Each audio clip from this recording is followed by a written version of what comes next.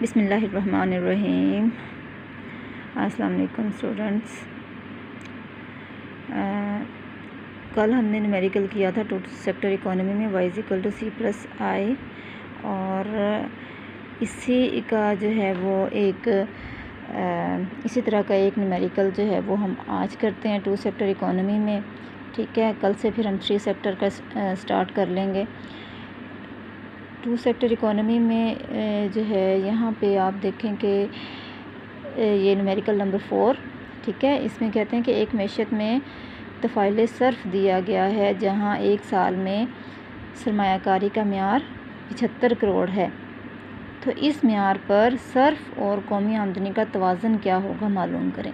ठीक है, तो इसमें सिंपली आपने वही उसी तरीके से जो है वो कौमी आमदनी मालूम करनी है, सर्फ मालूम करना है, और फिर आपने सर्फ और सरमायाकारी को इकट्ठे करके आपने शो करना है कि ये जो है वो दोनों किस तरह से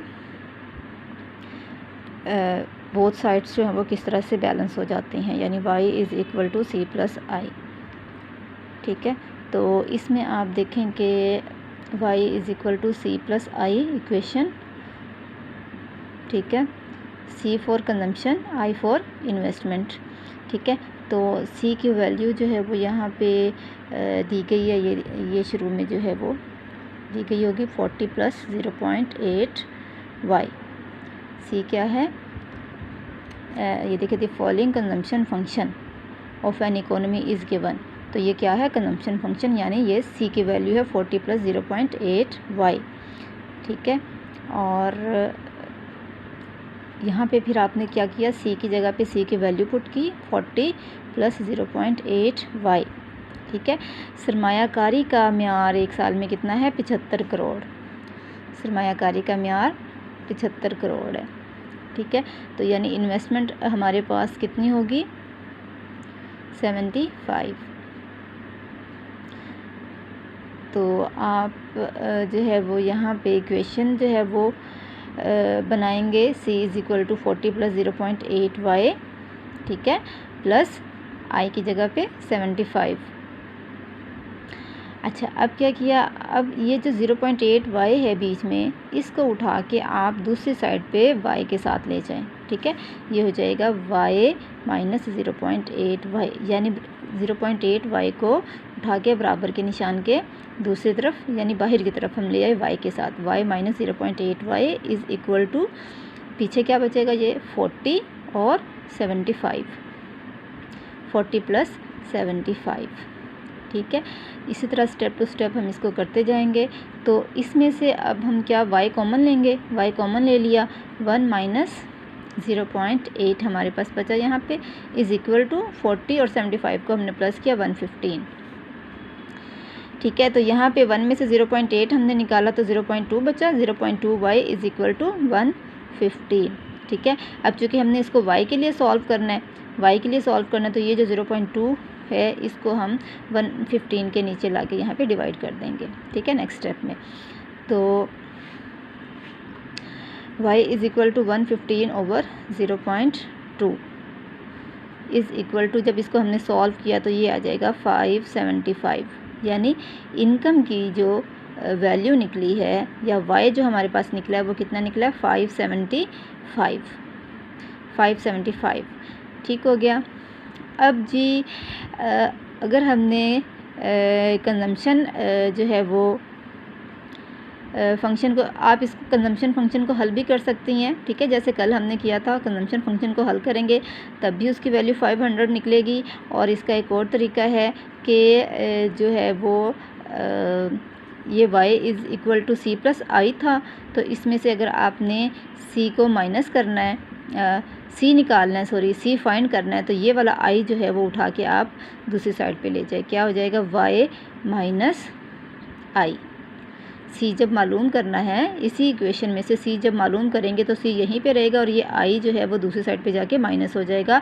तो c मालूम करने का क्या बनेगा यहाँ पे formula, c is equal to y minus I, यानी y जो हमारे पास निकला है 575 जो y निकला है, इसमें से हम 75 जो इन्वेस्टमेंट है उसको माइनस कर देंगे तो ये हमारे पास कंजम्पशन निकल आएगा। ठीक है, ये हमारे पास क्या निकलेगा, कंजम्पशन। तो क्वेश्चन में इन्होंने पूछा ये हुआ था कि तो फ़ाइल सरफ़ दिया गया है और सरमायाकारी दी गई है, तो सरमायाकारी के इसी मेयार पर हमने कौमी आमदनी सर्फ और कौमी आमदनी का तवाज़ुन क्या होगा। ठीक है, तो सर्फ भी हमने मालूम कर लिया 500 और जो है वो इनकम भी हमने मालूम कर ली 575। अब इसको आप इस तरीके से भी जो है वो बैलेंस करके शो कर सकती हैं कि y = C+i। ठीक है, तो C हमने यहाँ पे निकाल लिया है कितना, 500। ठीक है, और इन्वेस्टमेंट कितनी है, 75।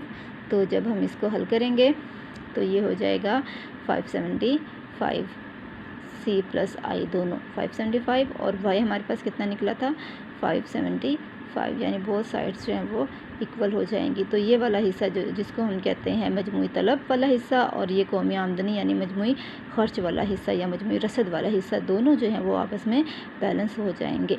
और जहाँ पर दोनों बैलेंस हो जाते हैं वहाँ पे क्या होता है, कौमी आमदनी का तवाज़ुन। ठीक है, C+i = C+s। ठीक है, या ये जो y वाला ख़त है ये रसद के ख़त को या कौमी आमदनी को शो करता है, और ये जो C+i है ये किसको ज़ाहिर करती है, ये कुल ख़र्च को या मजमूई तलब को ज़ाहिर करती है। तो जब दोनों बराबर हो जाते हैं 575 = 575, तो इसका मतलब है कि कुल ख़र्च और कुल आमदनी आपस में बराबर हो गई हैं, या मजमूई तलब और मजमूई रसद आपस में बराबर हो गई हैं, और यही चीज़ जो है वो कौमी आमदनी के तवाज़ुन को ज़ाहिर करती है। ठीक है, तो ये दो एक ही तरह के मैंने 2 सेक्टर इकोनॉमी में जो है वो एक ही तरह के दो न्यूमेरिकल करवा दिए हैं ताकि आपको अच्छे तरीके से समझ आ जाए। कल जो है वो हम नेक्स्ट करेंगे 3 सेक्टर इकोनॉमी में। ठीक है, तो ये 3rd नंबर पे जो न्यूमेरिकल है ये हम कल करेंगे। इसमें कुछ जो है वो गवर्नमेंट एक्सपेंडिचर और टैक्सेस का जिक्र है, यानी 3 सेक्टर इकोनॉमी जो है वो गवर्नमेंट शामिल हो गई है।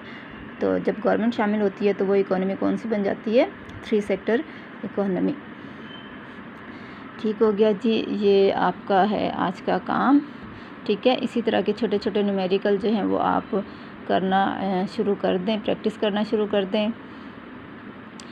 कुछ पेपर हैं प्रैक्टिकल के, वो भी आपको मैं शो करूँगी, तो आपने उनको भी हल करना है, उनकी भी प्रैक्टिस करनी है ताकि